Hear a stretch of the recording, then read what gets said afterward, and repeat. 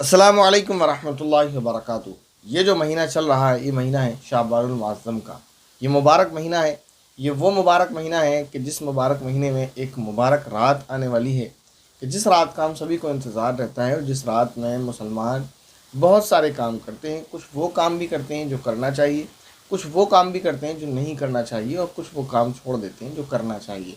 तो क्या करना चाहिए क्या नहीं करना चाहिए, आज हम इसी टॉपिक पर आपसे बात करने वाले हैं कि शब बारात पर हमें क्या करना चाहिए क्या नहीं करना चाहिए। तो सबसे पहली बात यह है कि क्या शब बारात की फजीलत कुरान करीम से या अहादीस से साबित है या नहीं। तो इसका पहला सीधा सीधा जवाब यह है कि कुरान करीम से हमारे नज़दीक शब बारात की कोई फजीलत साबित नहीं है। बाज़ उलमा इसको सूरह दुखान की इस आयत इन्ना अंज़लनाहु फ़ी लैलतिन मुबारका, इससे साबित करते हैं कि इससे शब बारात मुराद है। हालांकि हमारे नज़दीक और तहक़ीक़ी बात यही है कि ये जो आयत है ये शब क़द्र के ताल्लुक़ से नाज़िल हुई है। शब बारात की कोई फजीलत कुरान करीम में नहीं है। अब आते हैं इस बात की तरफ कि क्या अहादीस में भी शब बारात की कोई फजीलत है या नहीं। तो इसका जवाब ये है कि गुज़िश्ता वीडियो में भी हमने आपको बताया कि सहाबा किराम रिज़वानुल्लाहि अलैहिम अजमाइन से शब बारात की फजीलत के मुतालिक अहादीस वारिद हुई हैं, अगरचे वो सनदन यानी सनद के एतबार से कमज़ोर हैं। लेकिन शेखुल इस्लाम हज़रत मौलाना मुफ्ती तक़ी उस्मानी साहब मुद्दतुल आलिया फरमाते हैं कि अगर, और बहुत सारे मुहद्दिसीन फरमाते हैं वही क्या उसूल है कि अगर एक रिवायत को दूसरी रिवायत से तक़वियत मिलती है यानी और दूसरी रिवायत उसकी तायीद करती हैं एक ही रिवायत की, जो सनदन अगरचे कमज़ोर हो तो उसका जो ज़ौफ़ है, उसकी जो कमज़ोरी है वो दूर हो जाती है। तो ये बात साबित हो जाती है कि वो हदीस काबिल अमल है, उस पर अमल किया जाना चाहिए। दूसरी बात ये बताई थी कि मुहद्दिसीन और फ़ुक़हा का फ़ैसला है कि ज़ईफ़ रिवायत फ़ज़ाइल में काबिल कबूल होती हैं अगर इसको ज़ईफ़ मान भी ले तो। तीसरी बात ये भी बताई थी कि इसको बड़े बड़े मुहक़्क़िक़ उलमा ने इन रिवायत में से कुछ रिवायत को सही और कुछ को हसन करार दिया है। तो अगर आप उसको सही और हसन ना माने, कोई अगर ये कहे ज़ईफ़ है तो ज़ईफ़ ही सही। ये उसूल है कि अगर ज़ईफ़ अहादीस को एक हदीस को दूसरे हदीस से तायीद मिलती हो तो उसका ज़ौफ़ दूर हो जाता है। अगर ऐसे भी ना माने तो सिर्फ ज़ईफ़ ही मान लें, तब भी हज़रात मुहद्दिसीन और फ़ुक़हा का ये मुत्तफ़िक़ा फ़ैसला है कि ज़ईफ़ अहादीस जो होती हैं ये वो अहादीस होती हैं जो फ़ज़ाइल के बाब में काबिल कबूल होती हैं।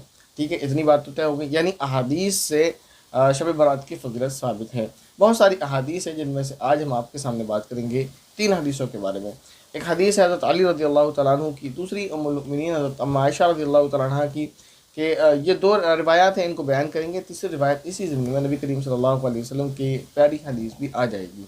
हज़रत अली रज़ियल्लाहु तआला अन्हु की रिवायत फरमाते हैं कि जब ये रात आ जाए तो इस रात में क्या काम करना चाहिए। वो 2 काम बताते हैं, इस रात में 2 काम करना चाहिए। एक फरमाया क़ूमू लैलहा, कि इस रात में जागना चाहिए। रात को जागने का मतलब क़ूमू क़याम करना चाहिए। इस रात में क्या मतलब है क़याम करने का, यानी इस रात में खड़े होकर इबादत करना चाहिए, नफिल नमाज़ पढ़ना चाहिए।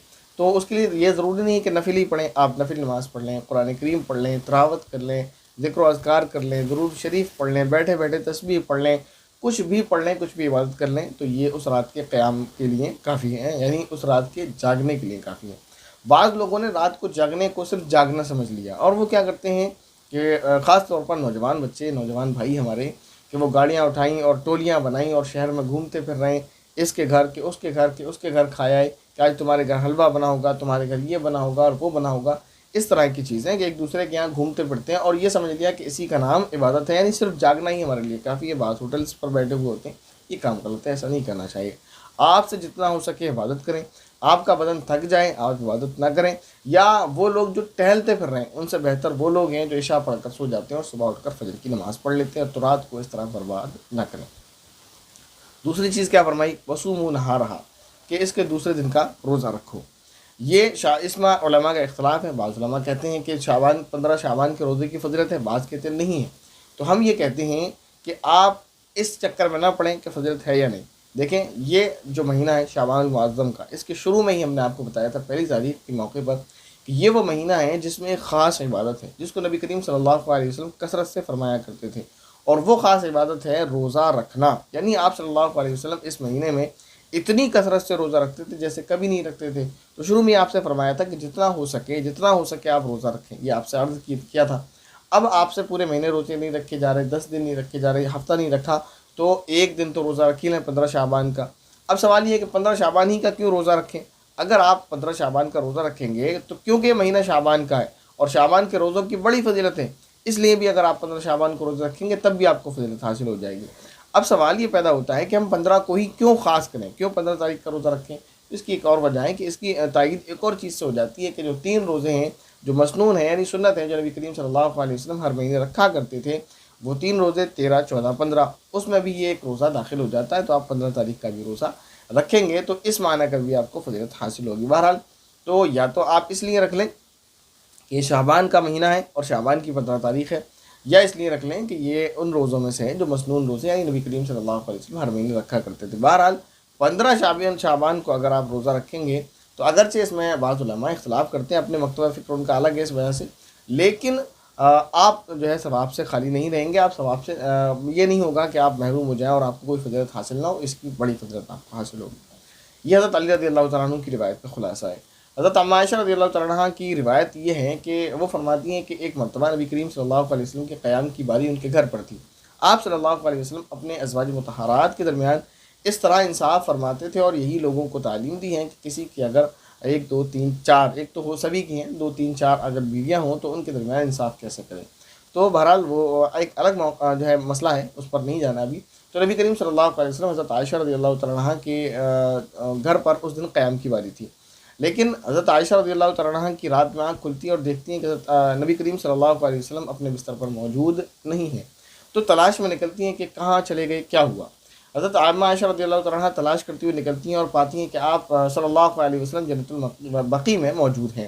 آپ صلی اللہ علیہ وسلم نے جیسے ہی عامہ عائشہ رضی اللہ تعالیٰ عنہ کو دیکھا تو یوں فرمایا، کیا تمہیں اس بات کا خوف تھا کہ اللہ کا رسول تمہارے ساتھ زیادتی کرے گا یا ناانصافی کرے گا؟ اس طرح کے کلمات ہیں، یعنی یہ اشارہ تھا کہ اگر تمہارے ذہن میں شیطان نے وسوسہ اور خیال ڈالا ہے کہ میں تمہیں چھوڑ کر دوسری بیوی کے یہاں چلا گیا ہوں اگرچہ باری تمہارے یہاں ہے، تو یہ ایسا نہیں ہے، میں ایسا نہیں کروں گا، یہ ایک اشارہ تھا۔ بہرحال اس کے بعد نبی کریم صلی اللہ علیہ وسلم نے فرمایا کہ میں جنت البقیع میں کیوں ہوں، کیونکہ یہ وہ رات ہے کہ جس رات اللہ رب العزت آسمان دنیا پر تشریف لاتے ہیں اور پھر یہ اعلان کروایا جاتا ہے کہ ہے کوئی مغفرت طلب کرنے والا کہ اس کی مغفرت کی جائے، ہے کوئی رحمت کا طلبگار کہ اس کو رحمت عطا کی جائے، ہے کوئی اپنی حاجتیں پوری کروانے والا کہ اس کی حاجتیں پوری کی جائے، یعنی ہے کوئی مانگنے والا۔ یہ اعلان مغرب کی نماز کے بعد سے لے کر طلوع فجر تک، صبح صادق تک ہوتا رہتا ہے۔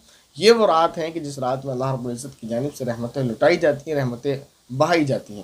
تو بہرحال اور یہ فرمایا کہ یہ وہ رات ہے جس میں اللہ رب العزت قبیلہ بنی کلب، ایک قبیلہ ہے عرب کے اندر جس کے پاس بکریاں بہت زیادہ ہوا کرتی تھیں، اسی لیے خاص طور پر اس کا نام لیا کہ اللہ رب العزت قبیلہ بنی کلب کی بکریوں کے بالوں کے تعداد کے برابر، بکریوں کے برابر نہیں، بکریوں کے بالوں کی تعداد کے برابر لوگوں کی مغفرت فرما دیتے ہیں۔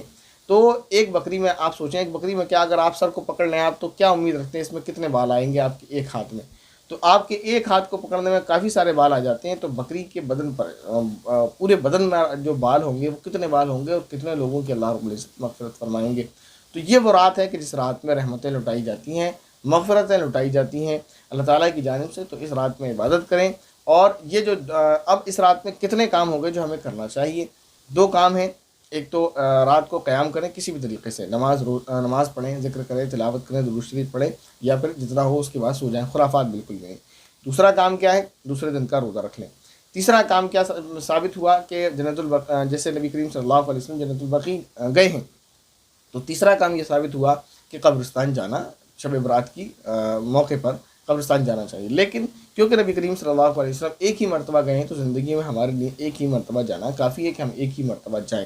بعض حضرات یوں کہتے ہیں کہ نبی کریم صلی اللہ علیہ وسلم گئے ہیں تو ہمیشہ جانا چاہیے، ہر سال جانا چاہیے، ہر سال آتی ہیں۔